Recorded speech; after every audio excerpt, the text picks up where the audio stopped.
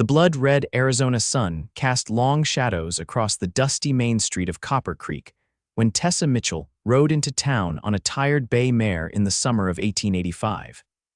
Her honey-blonde hair was tied back in a practical braid, her blue calico dress wrinkled from days of hard travel. She'd come west with nothing but determination and a letter promising employment at the town's small schoolhouse. What she hadn't expected was to arrive just as a band of wild-eyed boys raced through the street, hollering at the top of their lungs, their small bodies so covered in dust they looked more like earth spirits than children. Tessa pulled her horse to a stop, watching as the filthy youngsters darted around a water trough, splashing and making an even greater mess of themselves. A shopkeeper shook his broom at them from the doorway of the general store. "McCord boys, your pa will hear about this." The man shouted, his face red with irritation. The boys, three of them from what Tessa could see, just laughed and continued their game, oblivious to the disapproving glances from the few townsfolk on the street. Tessa couldn't help but smile at their exuberance, despite their shocking state. She dismounted, leading her mare to the hitching post outside what appeared to be the town's only hotel, a weathered two-story building with peeling paint, and a sign that read Copper Creek Hotel and Boarding House. As she secured her horse, a commotion from down the street caught her attention. "Boys," the deep voice cut through the afternoon air like thunder. The children froze instantly, their dirt-streaked faces turning toward a tall figure on horseback. The man who had called to them sat atop a magnificent black stallion, his broad shoulders squared beneath a dust-covered duster coat. Even from a distance, Tessa could see he wore authority like other men wore their hats naturally and without effort. The children scampered to the edge of the street, standing in a row with their heads bowed. The rider dismounted in one fluid motion, his spurs jangling as his boots hit the ground. He removed his hat, revealing dark hair with threads of silver at the temples, and approached his sons. "What did I tell you about causing trouble in town?" His voice was stern but not cruel. "Sorry, Pa," said the tallest boy, who couldn't have been more than 10. "Sorry doesn't clean up the mess you've made of yourselves. We've got work waiting at home." The man looked up then, his eyes meeting Tessa's across the distance. Even from where she stood, she felt the intensity of his gaze. She quickly looked away, busying herself with her saddlebags. This was hardly the arrival she had envisioned. The schoolmistress was supposed to maintain a certain dignity, and gawking at a local rancher handsome, as he might be, was not the way to establish herself in Copper Creek. Vaughn McCord couldn't remember the last time a woman had caught his attention. 3 years since his wife, Mary, had died in childbirth, taking their daughter with her, and he'd done nothing but work his ranch and raise his boys. But something about the stranger's direct gaze made him pause. She was clearly new to town, her clothes too fine despite the travel dust, her posture too straight for someone who'd lived the hard life of the Arizona Territory. "Come on, boys," he said, turning his attention back to his sons. "Let's get you home." As they mounted their ponies, the youngest boy, Benjamin, who was barely 6, looked back at the woman by the hotel. "Pa, who's that lady?" "Mind your business, son," Vaughn replied, though he too glanced back at her. The woman had golden hair catching the late afternoon light, and something about the way she stood, confident yet uncertain, made him think she might be the new schoolteacher Mayor Willis had been corresponding with. Tessa watched them ride away, 3 small dusty figures and 1 large one, heading east out of town. She collected her belongings and made her way into the hotel, where she was greeted by a plump, gray-haired woman with kind eyes. "You must be Miss Mitchell," the woman said warmly. "I'm Mrs. Abigail Winters. The mayor asked me to watch for you. We've had your room ready for 2 days now." "I'm sorry for the delay," Tessa replied. "The stagecoach broke an axle and we had to wait for repairs." "That's the West for you, dear. Nothing ever goes according to plan." "Now let me show you to your room. You must be exhausted." As Mrs. Winters led her upstairs, Tessa couldn't help but ask, who was that man with the 3 boys, the ones causing such a commotion in the street? Mrs. Winters chuckled. "That would be Vaughn McCord and his wild bunch. He owns the Broken Spur, biggest ranch in the territory, been raising those boys alone since his wife passed. Good man, but those children could try the patience of a saint. They'll be in my class, I presume. If you can get them to attend, Mrs. Winters said with a sigh. Vaughn tries, bless him, but those boys are more interested in horses and cattle than books and figures, especially since. She trailed off, shaking her head. Well, that's not my story to tell. Here we are. She opened the door to a small but clean room with a narrow bed, a washstand, and a dresser. A window overlooked the main street, now quiet in the fading light. The mayor would like to meet you tomorrow morning at 9. The schoolhouse is just at the end of the street, can't miss it. Only building with a bell tower. Left alone, Tessa sat on the edge of the bed, her mind filled with images of dust-covered boys and their stern-faced father. She hadn't come to Copper Creek looking for anything but a fresh start, a place where her past in Boston wouldn't follow her. The last thing she needed was to become entangled with a widower and his unruly sons. Yet something about their wild spirits called to her, reminding her of the freedom she'd been seeking when she decided to come west. She unpacked her few possessions, placing her mother's silver brush on the dresser and her small collection of books beside it. As the sun set, casting the room in deep shadows, Tessa lit the lamp and settled in with her journal, recording her first impressions of Copper Creek and its inhabitants, particularly one dusty family that had caught her attention. Vaughn McCord's ranch lay 5 miles east of town, a sprawling property that had taken him 15 years to build. The main house was modest but solid, with a wide porch that wrapped around 2 sides. A bunkhouse for the ranch hands stood nearby, along with a barn and several corrals. It wasn't fancy, but it was home. As they approached, his foreman, Joe Taylor, came out to meet them. "Boss, cattle buyer from Phoenix arrived an hour ago. Been waiting on you." Vaughn sighed. He'd forgotten about the appointment. "Boys, go wash up for supper. I'll be in soon." The 3 children dismounted, handing their reins to a young stable hand. Vaughn watched them go, noting how the dust rose in clouds from their clothes with every step.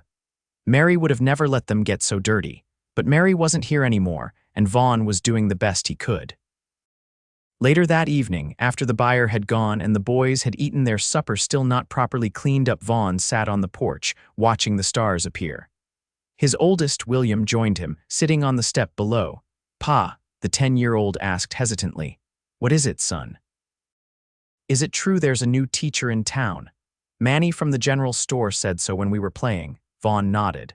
"Mayor Willis mentioned it in the town meeting last week. School starts again Monday." William's face fell. "Do we have to go?" "You know the answer to that, William." "Education is important. But we're ranchers, Pa. What do we need school for?" Vaughn placed a hand on his son's shoulder. "Your mother wanted you boys to be more than just cowboys. She wanted you to have choices in life." The mention of their mother created a moment of silence. None of the boys remembered her clearly anymore. James had been 4, William 7, and Benjamin just 3 when she died. But Vaughn made sure to speak of her often, keeping her memory alive in their small family. "Get some sleep, son. We've got work tomorrow." As William trudged inside, Vaughn remained on the porch. The new woman in town returned to his thoughts. There was something about her, a determination in her eyes that reminded him of Mary when they'd first met. She'd had that same look when she told him she was coming west with him, despite her parents' objections. Tessa spent her first week in Copper Creek, meeting the townspeople and preparing the schoolhouse for the start of term. The building was small but serviceable, with rows of desks facing a larger teacher's desk on a raised platform.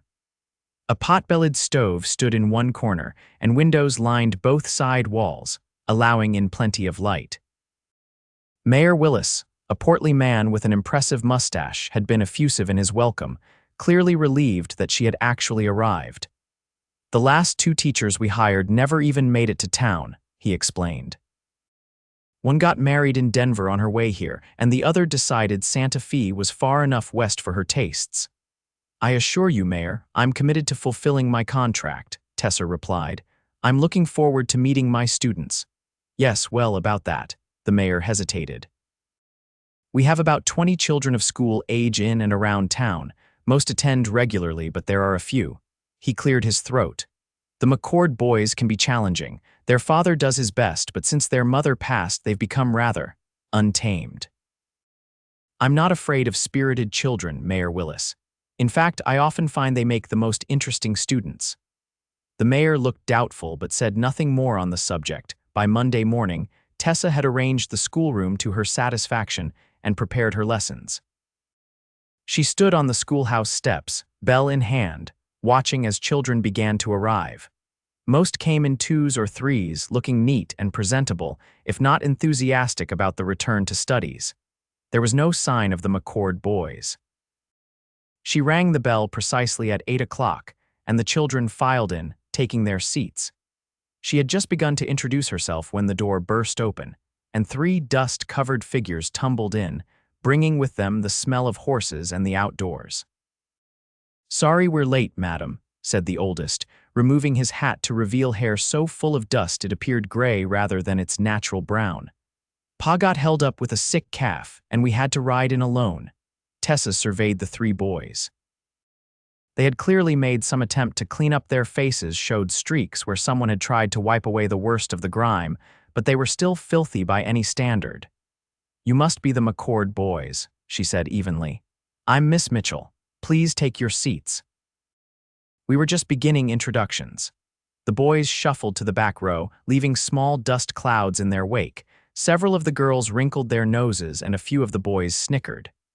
"As I was saying," Tessa continued, "my name is Miss Mitchell, and I've come from Boston to be your teacher. I believe in the power of education to open doors and create opportunities." The morning proceeded without further incident, though Tessa noticed the youngest McCord boy, Benjamin, had trouble staying awake, and James, the middle child, seemed more interested in the birds outside the window than in her arithmetic lesson. Only William made any pretense of paying attention, though he clearly found the material beneath him. At noon, she dismissed the class for lunch. Most of the children had brought food with them, but the McCord boys produced only a few pieces of hardtack from their pockets. "Is that all you have for your midday meal?" Tessa asked, approaching their desks. William shrugged. "Cook usually packs us something, but he was busy this morning. It's all right, madam, we're used to it."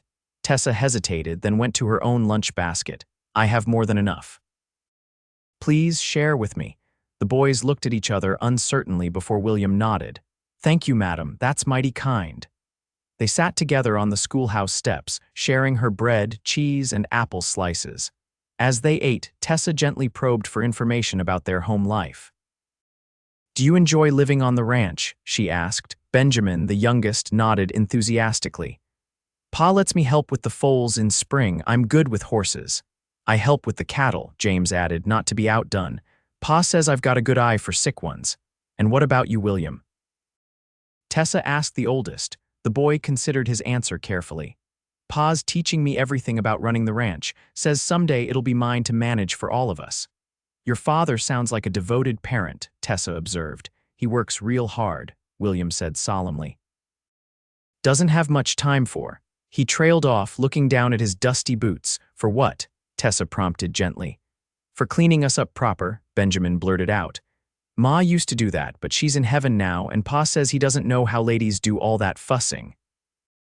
Tessa's heart ached at the matter-of-fact way the child spoke of his mother's absence.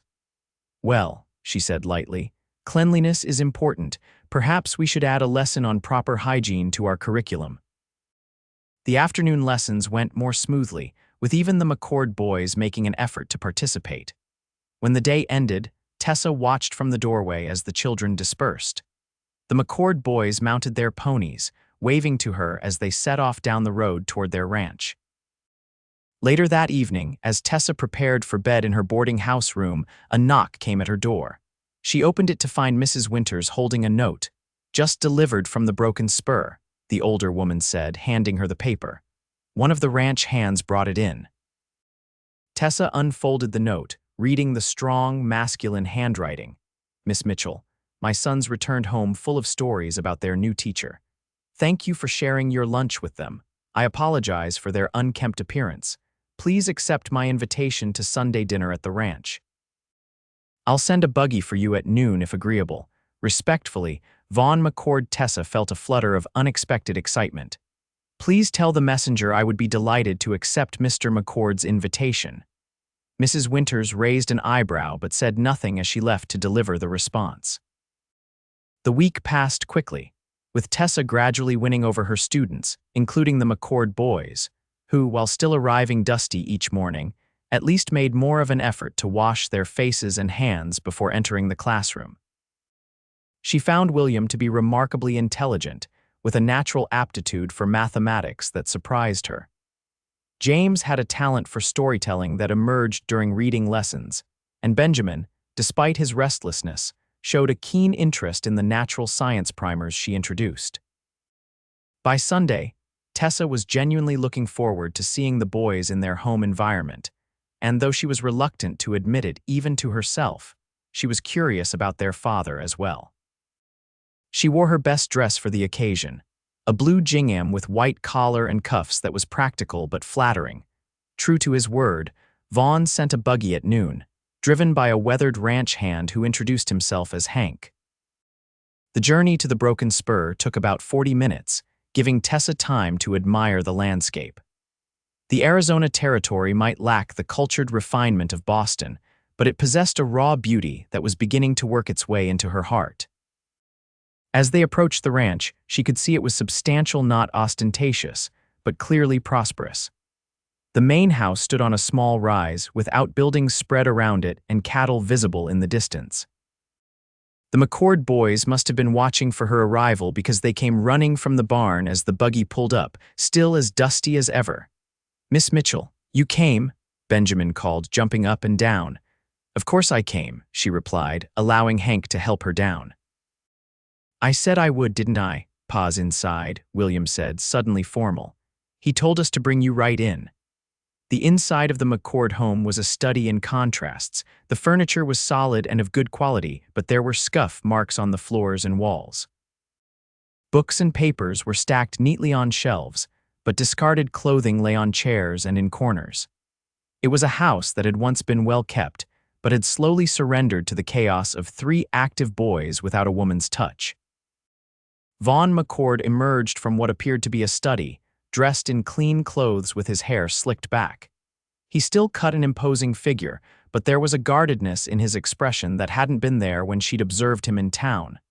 "Miss Mitchell," he said, extending his hand. "Welcome to the Broken Spur. I appreciate you taking the time to visit." His hand was rough with calluses but warm around hers. "Thank you for the invitation, Mr. McCord. Your sons have been telling me about your ranch all week." A hint of a smile touched his lips. "All good things, I hope." "Mostly," she replied with a small smile of her own. "Though they did mention that mornings can be rather hectic." Vaughn looked at his sons, who suddenly found the floor fascinating. "Boys, why don't you show Miss Mitchell around while I check on dinner, Mrs. Fanning from town comes in once a week to cook for special occasions." The boys eagerly led Tessa through the house and outside to show her the barn, the corrals, and their favorite horses. They were animated and uninhibited in a way they never were at school, proudly pointing out their father's prize bull and the new foal born just a week earlier. By the time they returned to the house, Tessa's cheeks were flushed with sun and laughter. She hadn't enjoyed herself so thoroughly in years, not since before the scandal that had driven her from Boston. Dinner was simple but delicious: roast beef, potatoes, fresh bread, and apple pie for dessert.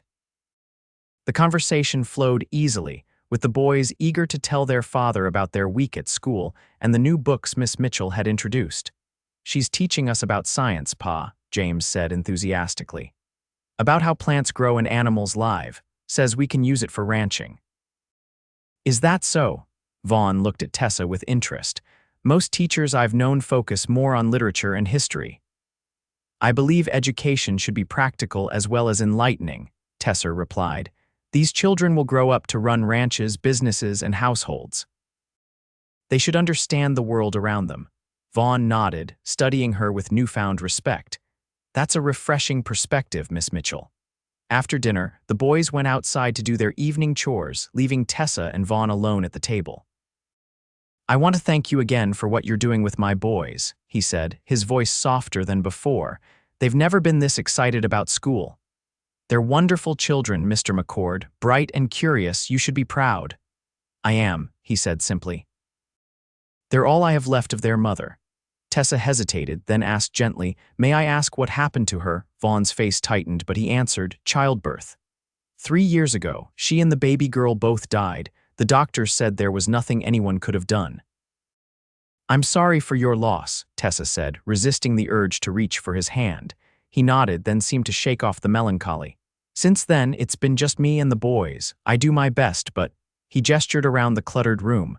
"Some things fall by the wayside. It can't be easy, running a ranch and raising 3 boys alone." "No," he admitted. "But we manage." The boys burst back in then, Benjamin carrying a kitten he'd found in the barn. "Can we keep him, Pa, please?" the little boy begged, his face alight with hope. Vaughn sighed. "Another mouth to feed. We already have barn cats." "But this one's special," Benjamin insisted. "He's got a face like he's wearing a mask." Tessa smiled at the small black and white kitten. "He does look rather dashing." Vaughn gave her a look that was half exasperated, half amused. "Don't encourage them, Miss Mitchell. I'll have a menagerie before long." But his tone was gentle, and Tessa could see he would give in. "If you keep him," Vaughn told Benjamin sternly, "he's your responsibility. That means feeding him and cleaning up after him." "I promise." The boy said solemnly, clutching the kitten to his chest. As the afternoon waned, Tessa knew she should return to town. "I should be going," she said, rising from her chair. "Tomorrow is a school day after all." "Of course," Vaughn replied, standing as well. "I'll have Hank bring the buggy around." The boys protested, but eventually said their goodbyes, extracting a promise from Tessa to visit again soon. As she waited on the porch for the buggy, Vaughn joined her, standing a respectful distance away. "Miss Mitchell," he began, then hesitated. "I wonder if I might call on you in town sometime." "Perhaps next Saturday evening." Tessa felt a blush rising in her cheeks. "I would like that, Mr. McCord." "Vaughn," he corrected her. "If we're to be friends, you should call me Vaughn." "Then you must call me Tessa," she replied, surprised by the warmth spreading through her chest. "Tessa," he repeated, as if tasting the name. "It suits you." Hank arrived with the buggy, preventing further conversation. Vaughn helped her up, his hands strong and sure at her waist. As the buggy pulled away, Tessa looked back to see him standing on the porch, the setting sun casting his tall figure in silhouette, his sons around him like smaller shadows. The following weeks established a pattern. Tessa taught school during the week, and every Sunday, Hank would arrive with the buggy to take her to the Broken Spur for dinner. Vaughn began riding into town on Saturday evenings to escort her to supper at the hotel's small restaurant, or occasionally to community gatherings like barn dances or church socials. The townspeople noticed, of course. Mrs. Winters didn't hide her approval. "That man has been alone too long," she told Tessa one evening, "and those boys need a woman's influence." Tessa protested that she and Vaughn were merely friends, but the older woman just smiled knowingly. "Friends is where it starts, dear." As October arrived, bringing cooler temperatures, Tessa noticed the McCord boys were still arriving at school as dusty as ever, despite her gentle hints about cleanliness. One Friday afternoon, as the children were preparing to leave, she asked William to stay behind for a moment. "William, I'm concerned about you and your brothers," she said carefully. "The weather is getting colder and riding home covered in dust and sweat isn't healthy." The boy looked down, embarrassed. "We try to clean up, Miss Mitchell. Honest we do, but Pa's busy and we don't really know how to." "I mean, we wash our hands and faces, but—" "You need proper baths," Tessa finished for him. William nodded miserably. "At the ranch, we have to heat water on the stove and use the big tin tub. Takes forever, and by the time it's ready, Pa's usually called us to do chores or something else." Tessa considered the problem. "Would your father object if I came to the ranch tomorrow to help you boys with this matter? I could show you a more efficient way to manage it." William's eyes widened. "You do that, but it's not Sunday." "Consider it an extension of your education," Tessa said with a smile. "Hygiene is just as important as arithmetic." The next day, Tessa borrowed a horse from the livery stable and rode out to the Broken Spur, arriving mid-morning. She brought with her a basket containing soap, clean towels, and a few other items she thought might be useful. Vaughn was in the corral breaking a new horse when she arrived. He looked surprised but pleased to see her, quickly handing the horse off to one of his hands and coming to greet her. "Tessa, we weren't expecting you until tomorrow," he said, taking the reins of her horse. "I know, and I apologize for arriving unannounced, but I've come on a matter concerning your son's education." Vaughn raised an eyebrow. "Is there a problem?" "Not exactly," Tessa said diplomatically. "But I've noticed that the boys struggle with certain aspects of personal care. William explained about the difficulties with bathing, and I thought I might offer some assistance." For a moment, Vaughn looked embarrassed, then rueful. "I suppose the whole town's noticed how dirty they are. Mary used to handle all that. I know I should do better, but by the time I finish with ranch work..." He sighed. "Truth is, I'm not sure I even know the proper way to go about it." "That's why I'm here," Tessa said brightly, "to help establish a routine that works for all of you." Vaughn hesitated, clearly uncomfortable with the idea of an unmarried woman bathing his sons, but equally aware of the necessity. "The boys are out checking fence lines with Joe. They should be back for midday meal in about an hour." "Perfect," Tessa said. "That gives me time to assess what we're working with and prepare. Could you show me to the kitchen?" The kitchen was large but basic, with a cast iron stove, a pump at the sink, and a large wooden table for food preparation. Tessa quickly determined that heating enough water for 3 baths would indeed be a time-consuming process. "Do you have a washtub?" she asked Vaughn, who had followed her somewhat helplessly. "In the lean-to out back. We use it for laundry once a week when Mrs. Fanning comes." "Excellent. And what about a smaller basin or two?" Over the next hour, Tessa organized a bathing station in the kitchen, setting up the large tub and 2 smaller basins. She explained to Vaughn how they could conserve hot water by having the boys wash their faces, hands, and upper bodies in the basins first, then use the tub for the rest, starting with the youngest and ending with the oldest. "This way you don't need to fill the entire tub for each child," she explained. "And the water stays warmer longer." Vaughn watched her work with a mixture of admiration and something deeper that made Tessa's cheeks warm whenever their eyes met. "You make it seem so simple," he said finally. "It's just organization," she replied. "Something Mary would have managed without thinking twice."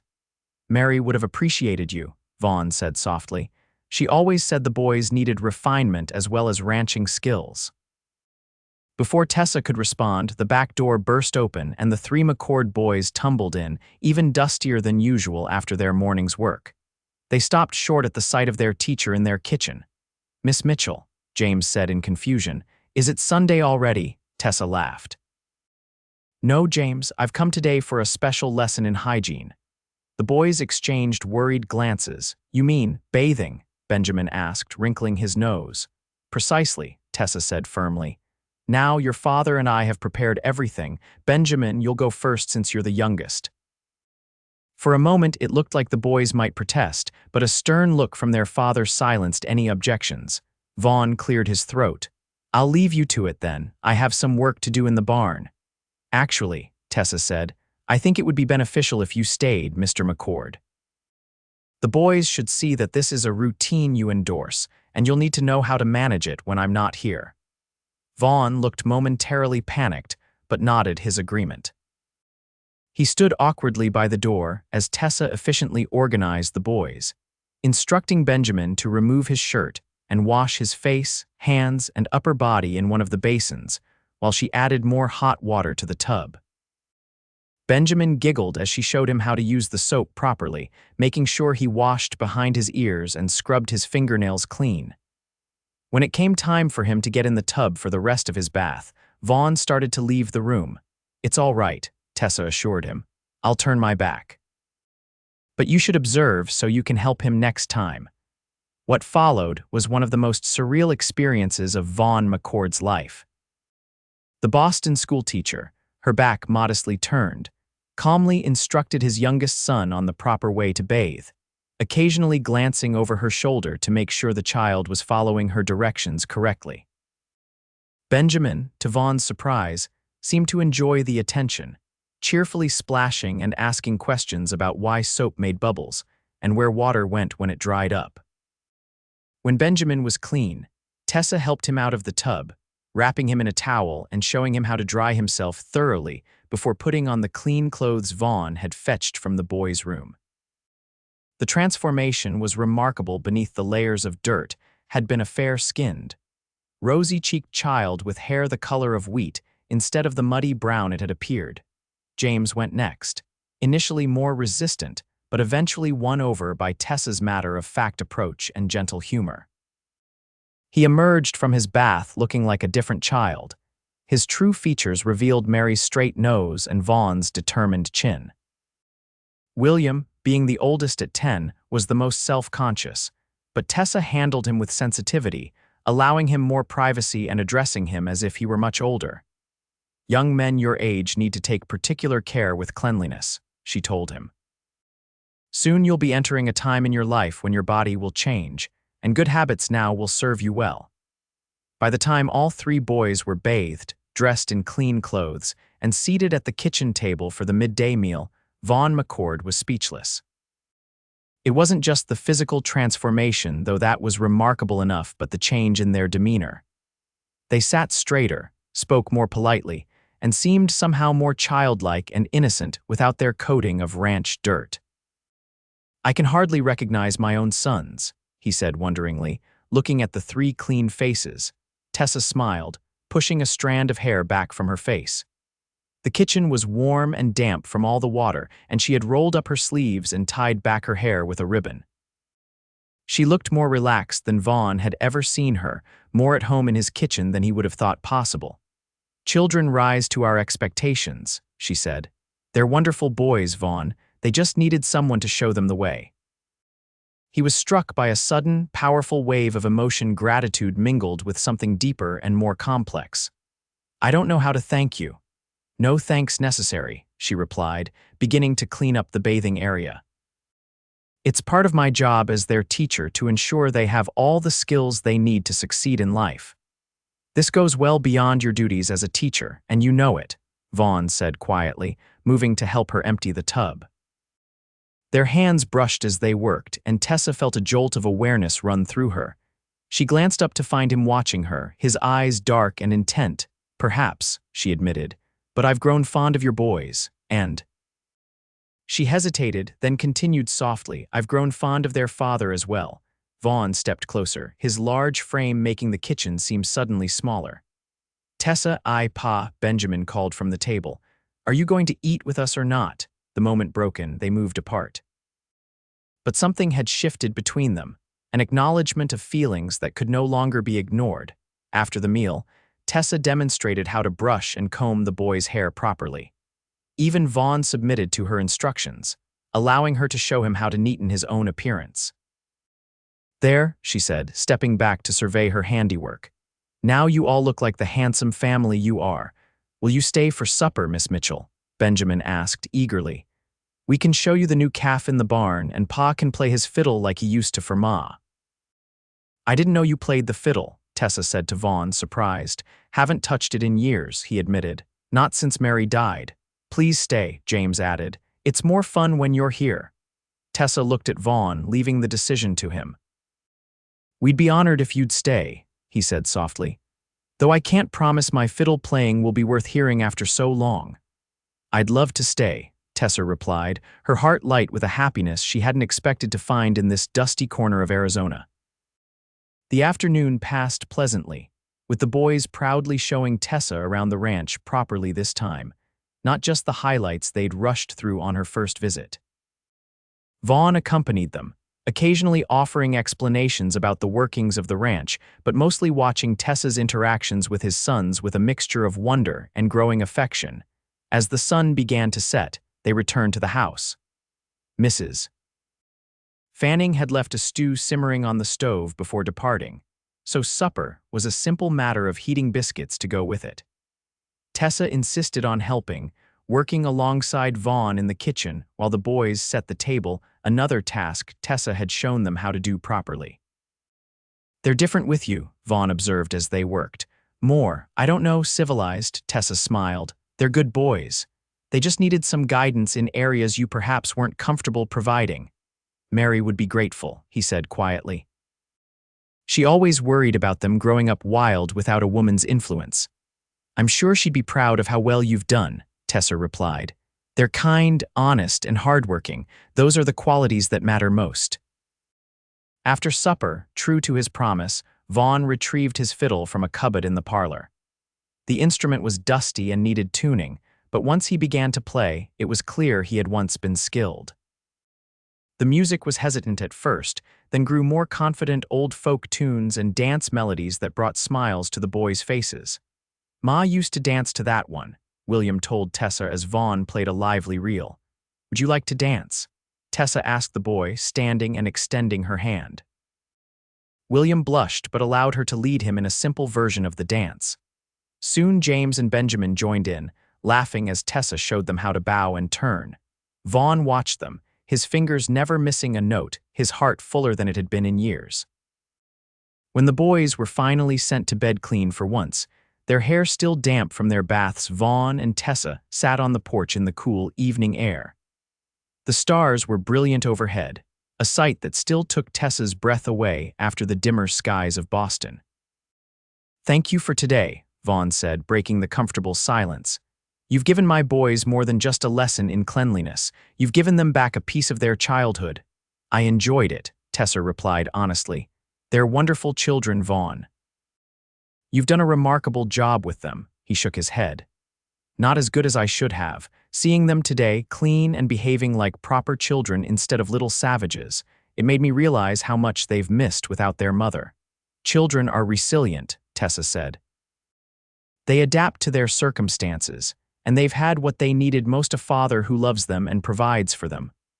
"There are different kinds of providing," Vaughn said thoughtfully. "I've given them food, shelter, skills for their future, but I've neglected other things." "The things Mary would have taught them." Tessa turned to look at him, his profile strong in the moonlight. "Perhaps it's not too late for them to learn those things." Vaughn met her gaze. "I've been thinking the same thing." He hesitated, then continued, "Tessa, I know we haven't known each other long, but I feel. That is, the boys and I." A wolf howled in the distance, causing them both to start and breaking the moment. "It's getting late," Tessa said, rising from her chair. "I should return to town." "Stay," Vaughn said quickly. "It's too dark to ride back now. You can have Mary's old room, the boys and I can share." Tessa hesitated, aware of how it might appear if she spent the night at the ranch unchaperoned, but equally aware of the foolishness of riding alone in the dark. "All right," she agreed, "but I'll leave at first light." Vaughn showed her to Mary's room, which had been preserved much as she had left it, though dustier. A brush and mirror set lay on the dresser, and a faded quilt covered the bed. "I haven't been in here much," Vaughn admitted. "The boys use it occasionally when they're sick and need extra attention, but mostly it's remained hers." Tessa understood the significance of his allowing her to use the room. "I'm honored by your trust, Vaughn," he nodded, his eyes meeting hers in the lamplight. "Good night, Tessa." "Good night." Left alone, Tessa explored the room quietly, touching the items that had belonged to a woman she would never meet, but whose presence still filled the house. On the dresser was a small daguerreotype in a silver frame, a younger Vaughn with a pretty, dark-haired woman holding an infant, two small boys standing stiffly in front of them. Mary McCord had been beautiful in a quiet way, with kind eyes and a gentle smile.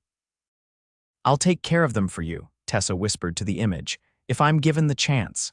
The next morning, Tessa rose early and found Vaughn already in the kitchen, preparing coffee and biscuits. "The boys are still asleep," he said as she entered. "Sunday is the one day I let them rest." "They deserve it after yesterday's adventure in cleanliness," Tessa replied with a smile. They ate breakfast together in comfortable silence, the early morning light filtering through the windows. Afterwards, Vaughn saddled her borrowed horse while Tessa left notes for each of the boys, reminding them of specific hygiene tasks and promising to check their progress on Monday at school. As she prepared to mount, Vaughn stopped her with a hand on her arm. "Tessa," he said, his voice serious. "What I was trying to say last night, I've been alone a long time. The boys have been without a mother's influence for too long.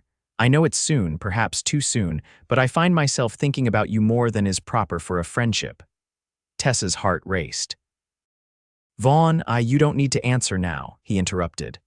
"I know there's much we don't know about each other yet, but I wanted you to understand why I might seem distracted when you're around." Tessa smiled, her cheeks warm. I find myself similarly distracted, she admitted. But you're right, we should take time to be certain. For the boys' sake as well as our own. Vaughn nodded, relief evident in his expression.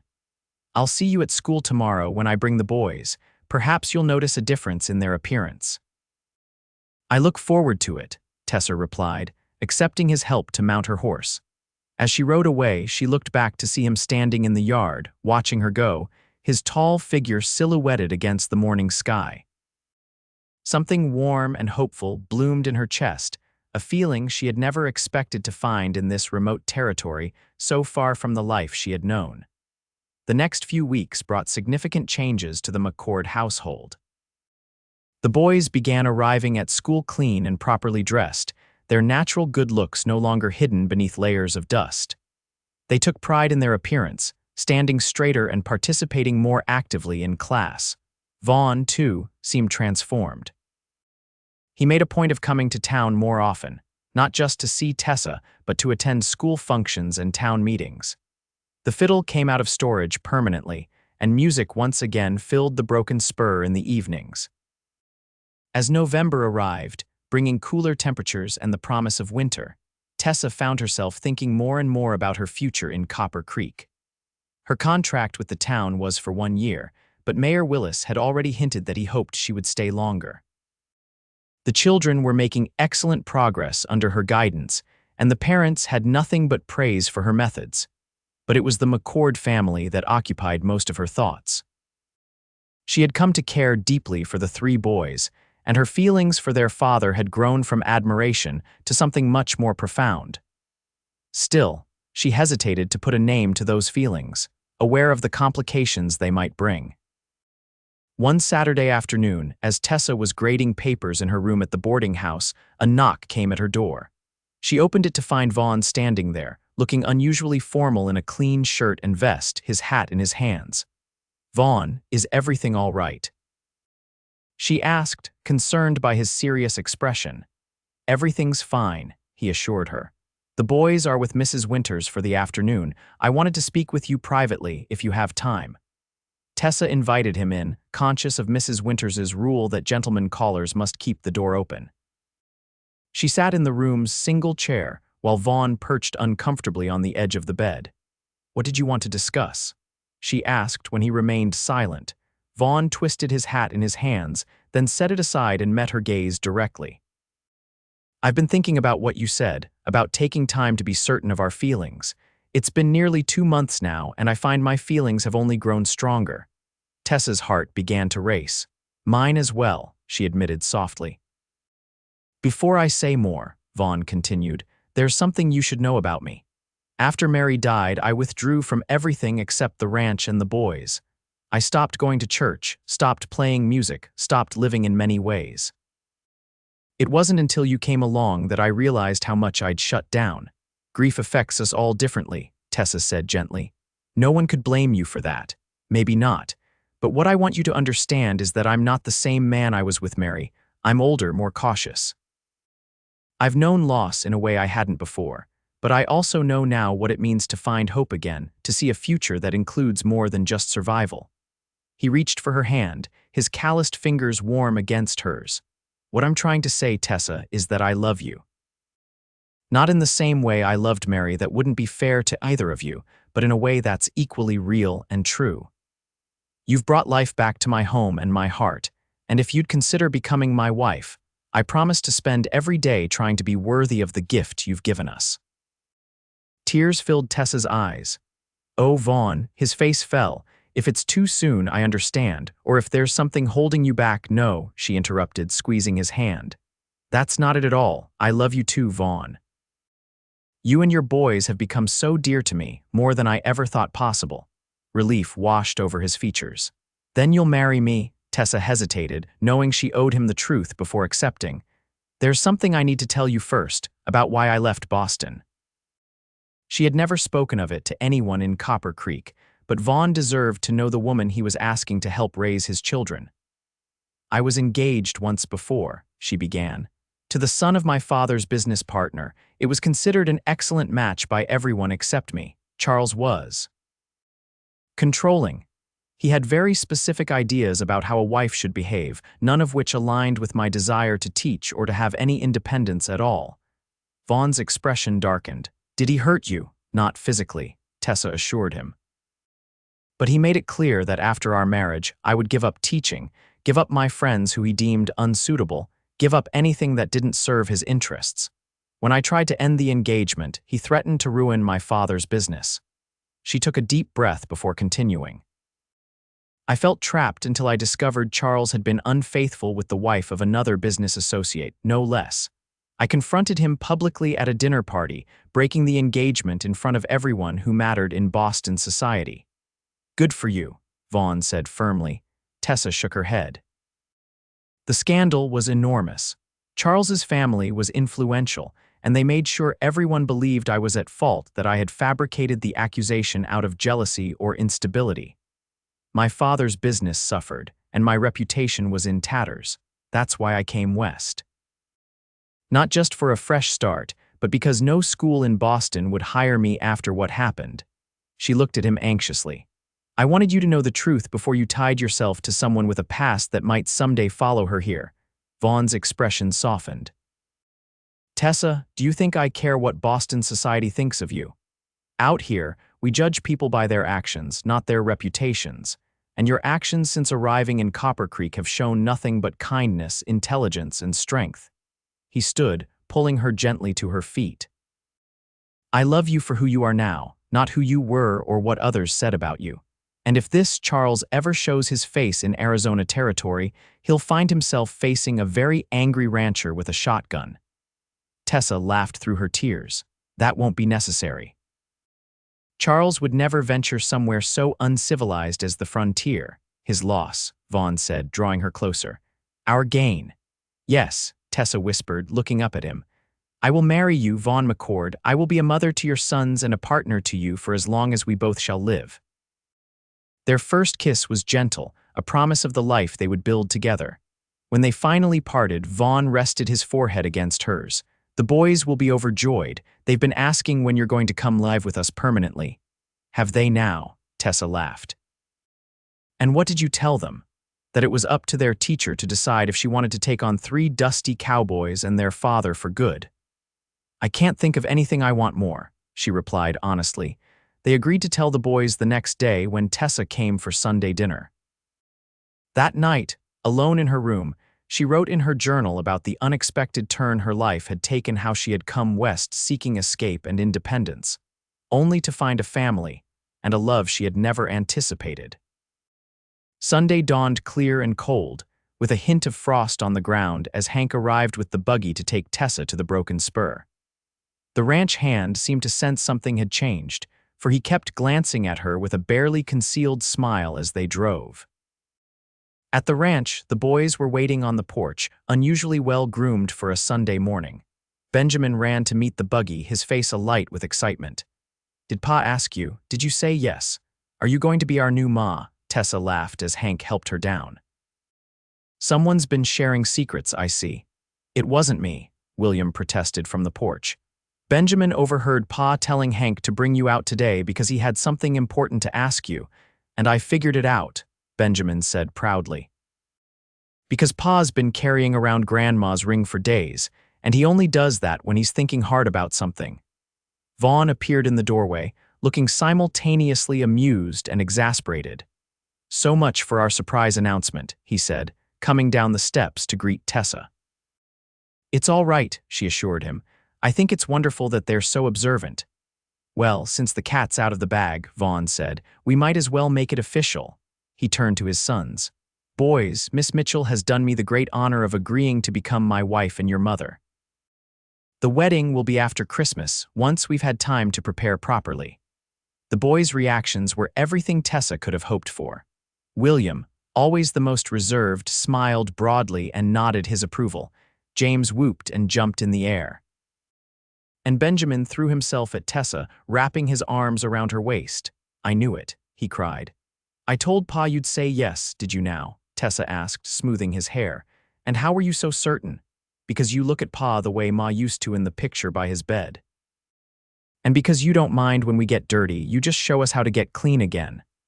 Out of the mouths of babes, Tessa thought. Deeply touched by the child's perception, Vaughn placed an arm around her shoulders. "Let's go inside. It's too cold to stand out here, and Mrs. Fanning has prepared a special meal to celebrate." The day passed in a haze of happiness. After dinner, Vaughn produced the ring Benjamin had mentioned, a simple gold band with a small pearl that had belonged to his mother. "It's not fancy," he apologized as he slipped it onto Tessa's finger. "But it's been in my family for generations." "It's perfect," she assured him, admiring the way it caught the light. That evening, as they sat around the fire, plans were made for the future. The wedding would be held at the church in Copper Creek, with the entire town invited. Tessa would finish out the school year, and a new teacher would be found for the following term. "Unless you want to continue teaching," Vaughn said, "we could find a way to make it work." "I'd like to focus on our family for now," Tessa replied. "Perhaps in a few years, when the boys are older, I might consider teaching again. But there's so much to learn about running a ranch, and I want to be fully present for that." The boys had their own ideas about changes to the ranch house. James thought they should add a library for all of Tessa's books. William suggested practical improvements to the kitchen and bathrooms. And Benjamin, always the dreamer, wanted a piano like the one at the hotel, so Miss Mitchell can play for us like she did at the Christmas pageant. "One thing at a time," Vaughn laughed. "First the wedding, then we'll see about pianos and libraries." As the evening grew late, Vaughn hitched up the buggy to take Tessa back to town. The boys protested, arguing that since she was going to be their mother soon, she should just stay at the ranch. "Not until after the wedding," Vaughn told them firmly. "There are proper ways to do these things." In the buggy, with a blanket tucked around them against the night chill, Tessa leaned against Vaughn's shoulder. "They're so eager for everything to happen at once. Can you blame them?" He asked, his arm around her. "They've been without a mother for so long, and you've already brought such changes to our lives." "Good changes, I hope." "The best," he assured her, pressing a kiss to her temple. "You know, I never thought I'd feel this way again after Mary died. I thought that part of my life was over.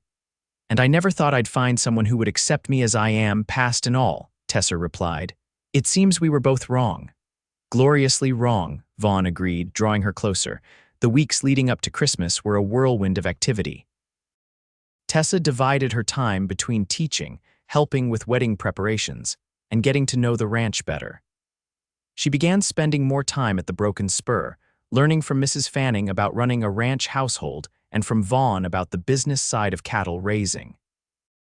The boys continued to thrive under her influence, their grades improving along with their appearance.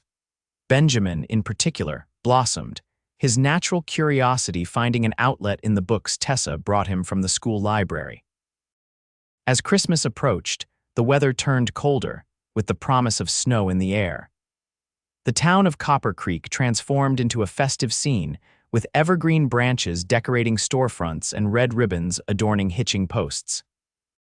2 days before Christmas, Tessa finished her last day of teaching for the year and returned to her room at the boarding house to find a surprise waiting for her: a beautiful pine tree, small enough to fit on her dresser but fragrant with the scent of the forest.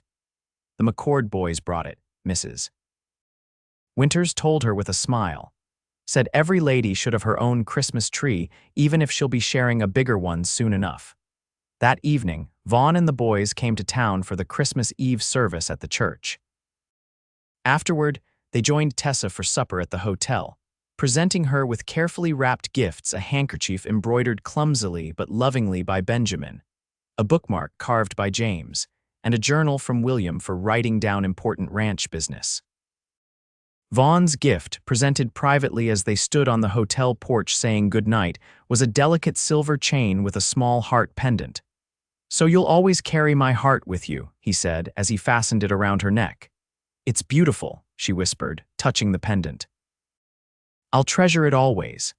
"Not as much as I treasure you," he replied, drawing her into a gentle kiss. "Merry Christmas, Tessa." "Merry Christmas, Vaughn." Christmas Day dawned with a light dusting of snow, unusual for the Arizona territory, but welcomed as a sign of good fortune. Tessa spent the morning at the boarding house, then rode out to the Broken Spur with Hank for Christmas dinner. The ranch house had been transformed. Evergreen boughs decorated the mantel and doorways, and a large tree stood in the corner of the parlor, adorned with paper ornaments made by the boys and a few precious glass baubles that had belonged to Mary. The meal was festive roast turkey, sweet potatoes, cranberry sauce, and Mrs.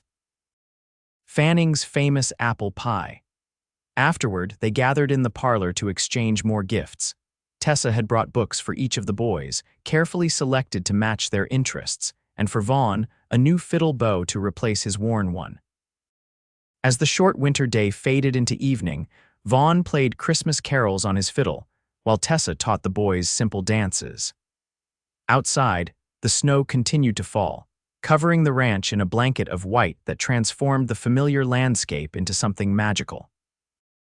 "It's a sign," Benjamin declared as they stood at the window watching the snowfall. "Miss Mitchell brought the snow with her from Boston." Tessa laughed. "I don't have that kind of power, Benjamin, but it is a lovely coincidence." "Pa says there are no coincidences," William said seriously. "Just blessings we don't recognize right away." Tessa glanced at Vaughn, who was watching them from across the room, his expression tender. "Your pa is a very wise man," she said softly. Later, as they stood on the porch waiting for Hank to bring the buggy around, Vaughn held Tessa close against the cold. "2 more weeks," he said, "and then you'll be Mrs. McCord." "I can hardly wait," she replied, looking up at him. "Though I admit, I'm a bit nervous about taking on such a large responsibility all at once." "You've already done the hardest part," Vaughn assured her. "You've won the hearts of 3 wild McCord males. The rest is just details." The wedding day arrived on a clear, cold January morning. The church in Copper Creek was filled to capacity, with every resident of the town and surrounding ranches in attendance. Fresh evergreen boughs and white ribbons decorated the simple space, and lanterns cast a warm glow over the proceedings. Tessa wore a dress of pale blue silk that she had ordered from Phoenix, with a lace collar and cuffs that had been her mother's. Her hair was arranged in an elegant knot, with a few curls framing her face. As she waited in the small anteroom of the church, Mrs. Winters adjusted her veil. "You make a beautiful bride, dear," the older woman said, her eyes misty. "I knew from the moment you arrived that you were going to bring something special to our little town. Thank you for all your kindness," Tessa replied, embracing her. "I couldn't have found my place here without your support." The church door opened, and Mayor Willis poked his head in. "It's time," he said. "Are you ready, Miss Mitchell? The groom is looking mighty anxious out there." Tessa took a deep breath. "I'm ready." With no father to give her away, she had asked Mayor Willis to escort her down the aisle. The small church organ began to play, and the doors opened to reveal the congregation standing to receive her. But Tessa had eyes only for Vaughn, standing at the altar in a new black suit, his sons beside him in matching outfits. The ceremony was simple and traditional. They exchanged vows they had written themselves, promising not just love and fidelity but partnership and respect. When they were pronounced husband and wife, Vaughn's kiss was tender but filled with promise, bringing a cheer from the assembled guests. The reception was held at the town hall, with tables laden with food contributed by every household in Copper Creek. There was music and dancing, with Vaughn surprising everyone by leading his new bride in a waltz he had secretly practiced for weeks. As the celebration continued into the evening, Tessa found a quiet moment with her new sons. "How does it feel to have a mother again?" she asked them. "Good," James said simply. "Real good." "Like something missing got put back," William added thoughtfully. Benjamin, never one to hold back, threw his arms around her. "It feels like Christmas every day." Tessa hugged them all, her heart full. "For me too," she assured them. Later, as they prepared to leave for their honeymoon a week at a hotel in Phoenix, while Mrs. Fanning stayed with the boys, Tessa changed into a traveling suit of deep green wool. The townspeople gathered outside to see them off, throwing rice and calling good wishes. Vaughn handed her into the buggy, then climbed up beside her. As they drove away, Tessa looked back at the town that had become her home in such a short time, at the people who had welcomed her into their community, and at the 3 boys waving frantically from the boardwalk. "Happy?" Vaughn asked, taking her gloved hand in his. "More than I ever dreamed possible," she replied honestly. 6 months later, on a warm June evening, Tessa sat on the porch of the Broken Spur, watching Vaughn and the boys in the corral with a new foal. The ranch house had undergone significant changes since her arrival, as Mrs. McCord new curtains at the windows, a small piano in the parlor, bookshelves filled with volumes for both education and pleasure. The biggest change, however, was in the atmosphere of the home. Where once there had been merely survival, now there was joy. Music filled the evenings, laughter rang through the rooms, and the boys were thriving under the balanced guidance of both parents. Vaughn came to sit beside her, wiping sweat from his brow. "That foal's going to be a fine horse someday," he said. "Benjamin has a natural way with him already." "He has a gentle heart," Tessa replied, watching as the youngest McCord carefully stroked the foal's nose while his brothers looked on. Vaughn took her hand, his thumb brushing over her wedding ring. "Any regrets?" he asked, a question he still posed occasionally, as if amazed by his good fortune. "Not one," she assured him, as she always did, "though I think we may need to consider an addition to the house before too long."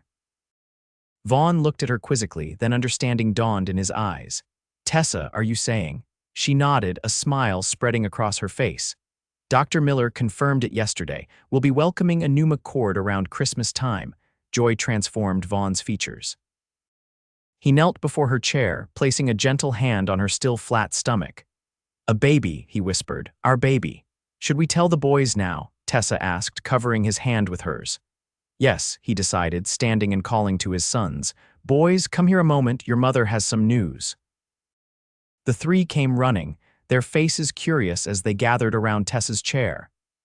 "What is it, Ma?" James asked, the title still new enough to bring a warm glow to Tessa's heart each time she heard it. "Well," she began, looking at each of them in turn, "how would you feel about having a little brother or sister?" There was a moment of stunned silence, then an explosion of questions and exclamations. "A baby, for real? When is it coming? Can I teach it to ride?" Tessa laughed, answering each question as best she could. The boys were clearly excited, already making plans for what they would teach their new sibling. That night, as they lay in bed, Vaughn held Tessa close, his hand resting protectively over her abdomen. "I never thought I'd have this again," he said softly. "A complete family, a future to look forward to." "Nor did I," Tessa admitted. "When I left Boston, I thought I was leaving behind any chance for a traditional life. I came west seeking independence, not knowing I would find something far more precious." "And what was that?" Vaughn asked, brushing a kiss against her temple. Tessa smiled in the darkness. "Belonging," she said simply. "With you, with the boys, with this land. I found where I was always meant to be. With 3 dusty cowboys who needed you more than they knew," Vaughn added with a chuckle. "Not so dusty anymore," Tessa reminded him, "though I suspect our new arrival will learn all about getting dirty from his or her brothers." "And about getting clean again from their mother," Vaughn said. "The woman who wasn't afraid to teach a stubborn rancher and his wild sons the proper way to bathe."